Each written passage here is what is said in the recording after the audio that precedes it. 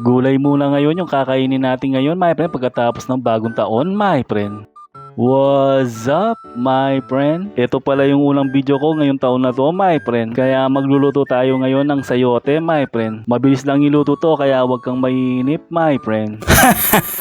Simpleng ulam lang naman yung iluluto natin ngayon, my friend. Ginisang sayote, my friend. At saka yung dahon ng sayote din, my friend, na binigay lang sa amin, my friend. Madalang lang naman tayong kumain ng sayote, my friend, kundi yung tinola lang, my friend. Kaso kapag kumakain ako ng tinola, my friend, una kong kinakain, syempre yung karne, my friend, yung sayote napapabayaan na.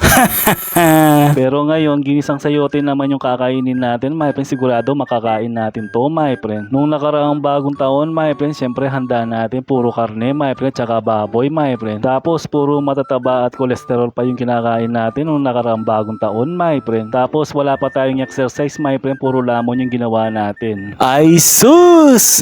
Chos lang! Pero ngayon babawi muna tayo sa mga gulay, my friend, at saka isda. Kaya ilang araw akong walang upload na video, my friend, kasi naumay ako sa karne, my friend. Para akong naumay sa karne, my friend, hindi makapag-upload ng video. Pero ngayon susubukan natin at saka bukas, my friend, makapag-upload ng karne naman. Kahit nasubukan nating iwasan yung karne, my friend, syempre sigurado paborito natin yung ibang karne, my friend. Lalong lalo na kapag namimiss nating mag-samji, my friend. Syempre panibagong taon, my friend, panibagong pagsasamjihan, my friend.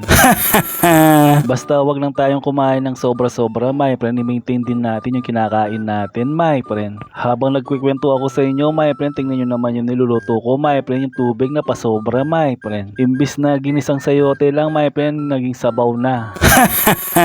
Pero okay lang, my friend, kasi mas masarap yan, my friend. Tsaka palalambutin pa natin yung mga sayote, my friend, medyo matigas pa. Pero pwede naman natin patuyuin yan, my friend, kahit konti lang, my friend. Mas okay din kasi na may sabaw, my friend, para hinahalo na lang natin sa kanin natin mamaya, my friend. At ganyan lang tayo magluto ng ginisang sayote, my friend. Luto na yan, my friend. Kaya tara, kain na tayo, my friend. Pagkaluto ng gulay natin, my friend, ayan, nakahanda na din yung kanin natin, my friend. Tapos ihahalo lang natin sa kanin yung niluto natin ginisa, my friend. Syempre magkukutsara muna tayo dyan, my friend, habang kumakain tayo, my friend. Kasi medyo mainit-init pa kasi, my friend. At masarap naman kumain ng gulay, my friend, lalong-lalo na sa katawan natin, my friend. Kaya dapat yung mga bata, my friend, kumakain din kayo ng gulay, my friend, paminsan-minsan. Huwag puro manok lang yung kinakain, my friend.